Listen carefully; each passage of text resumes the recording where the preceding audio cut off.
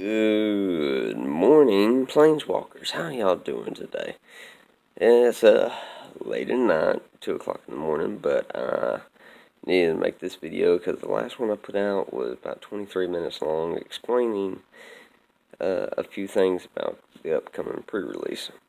Apparently it wasn't working. Somebody told me, left a comment saying that it wouldn't pull up. So now I'm going to have to break this video down into 3 or 4 parts. But that's okay. So that's what we're going to do. This first part is very simple. I'll make it very short and very sweet, and we'll move on from there. But this is being prepared to go to your pre-release. We all know the War of the Sparks this weekend is coming up. I'm very excited. I will be going to it. First thing that you need to do before you leave the house, it's just a checklist, is to bring your own set of dice. I say it so many times that people were asking to borrow dice up there in the middle of matches and stuff, and with a set containing 36 planeswalkers. 36 planeswalkers. Okay? You get 2 promos when you go up there. One is a full stamped planeswalker. One is a mythic rare or a rare planeswalker. So that means every single person in that building is going to have 8 planeswalkers at their disposal. They're going to need something to keep up with everything. And if you don't have your own set of dice, or you don't have an extra spin down, which you will receive one in the sealed deal, but you need to bring an extra one just in case. Make sure you got those 2 on your list. Secondly, you want to bring a notepad or a notebook. Something very simple, nothing too complicated. You can get a ring binder, or well, I can't get down here. Something, just a little padded deal that you can flip through, keep up with you and your opponent's score. I got a different one in there. It's got a Black Lotus on it. It's kind of like it's got where your separate sections of each game and everything like that to keep up with everything. You want to keep up with your opponent's score and your score, because you will run into cheaters up there, or sometimes not even cheaters. Sometimes it's just the atmosphere itself. There's going to be a lot of people there. I've been to pre-releases that's had 20s, in the 20s, and I've been to pre-releases that's been in the 70s and 80s before.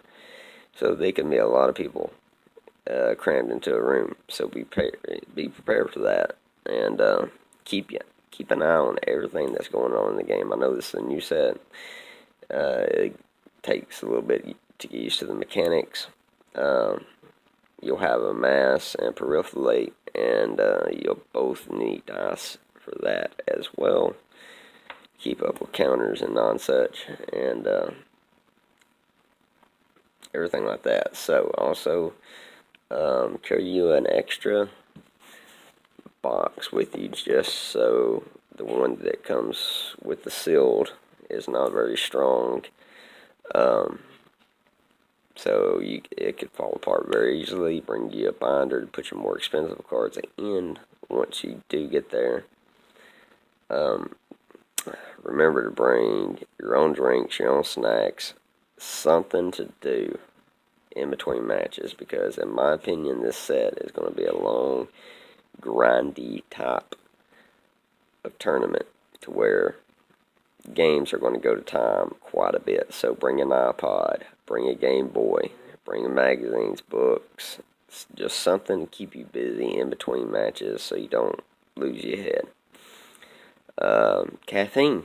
Definitely bring caffeine, because 12 o'clock pre-release, sometimes we have played to 9 o'clock in the morning and stuff. So make sure you bring plenty of caffeine, because halfway through the tournament you will get dog tired, and I'm guilty of it myself, and making huge mistakes just because I was half asleep. Now aside from that, that's before you leave the house.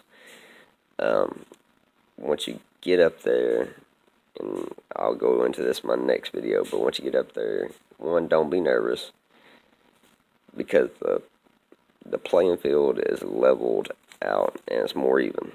Okay, even the most experienced guys that's been playing is going to have the same percentage of chance to win as you are, basically. Now, some of them may be better deck builders, so they'll have that.